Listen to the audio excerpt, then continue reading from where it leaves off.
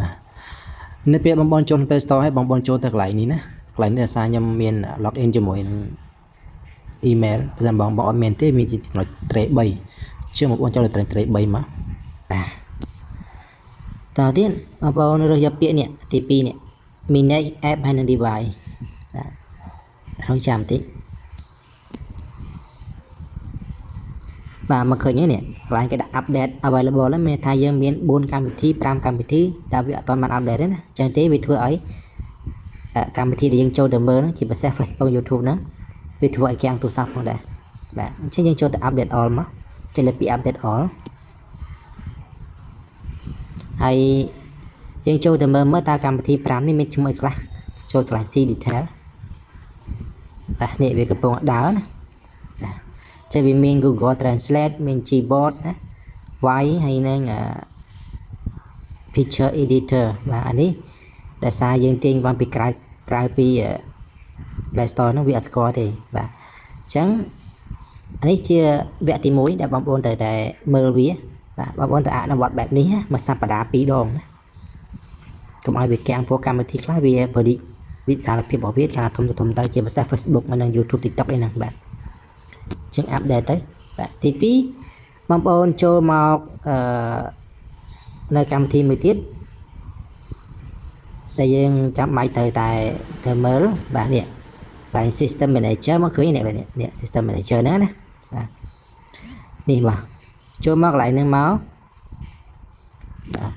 ចូលមក System Manager បងប្អូនមើលណានេះបាទកន្លែងដាក់ root ចេញមានថាអត់អីទេតែផ្សេងកន្លែងលើក្រហមណានេះកន្លែង 95% នេះលុតក្រហមបងប្អូនចុចលើនឹងទៅវានឹងrefresh ឬក៏ update ហ្នឹងមកឡើងវិញ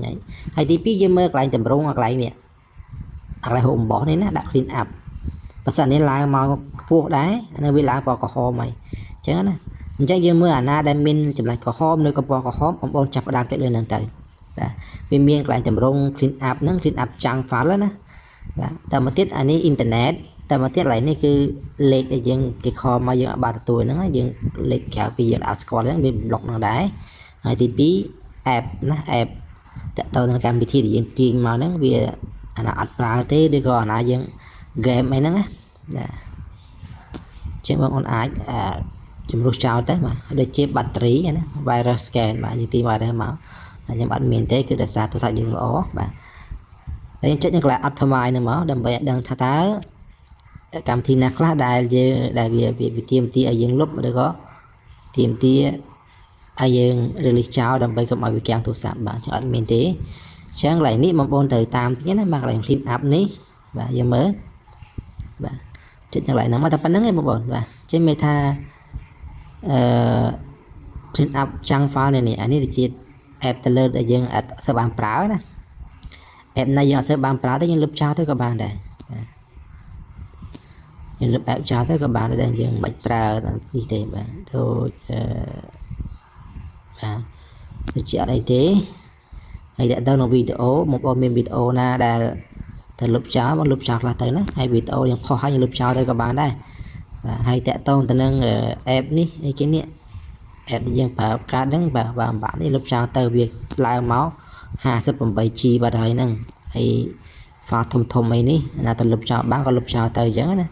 ចឹងនេះចំណុចសំខាន់ដែលយើងត្រូវមើលវាដែរអញ្ចឹងបើសិនបងប្អូនមានបញ្ហានៅខាងទូរស័ព្ទផ្ទះគឺដោយសារហ្នឹងឯងបាទបញ្ហាគឺមកពីហ្នឹងបាទអញ្ចឹងតទៅវិញបងប្អូនអាសា refresh app ហើយនឹង refresh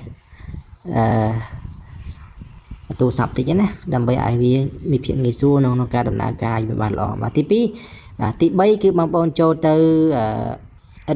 ហៅថា refresh update ទៅលើ software ណាបាទចូលទៅទី3មកហើយបងចុចអស់ខាងលើបាទហ្នឹងយើងប្រើចំពោះ Android យើងមើលពាក្យ about phone ទៅមើលពាក្យតា system update នេះបាទតាsoftware របស់យើងហ្នឹងវា update ដល់ version ចុងក្រោយហើយឬនៅបាទយើងចុចយកមកបាទយើងយកមកចុច update មកតើវាលើកមក last update ហើយនៅណាចេះមានថា software នេះ up to date ហើយអញ្ចឹង version ចុងក្រោយហើយអញ្ចឹងអានេះក៏វាជាបញ្ហាដែរសិនបើទូរស័ព្ទបងប្អូននៅ version ដែលអាច update បាន update ទៅហើយទៅណាបាទហ្នឹងហើយនេះជាលក្ខណៈដើម្បីឲ្យយើងងាយស្រួលក្នុងការ មើលថាទូរស័ព្ទយើងចាំវាមិនបាទអរគុណច្រើនហើយកុំភ្លេចចូល follow ហើយនឹង like វីដេអូដើម្បីផងណាបាទខ្ញុំចែករំលែកបានច្រើននៅតទៅនឹងបញ្ហាទូរស័ព្ទអរគុណច្រើនសុខភាពល្អបាយបាយ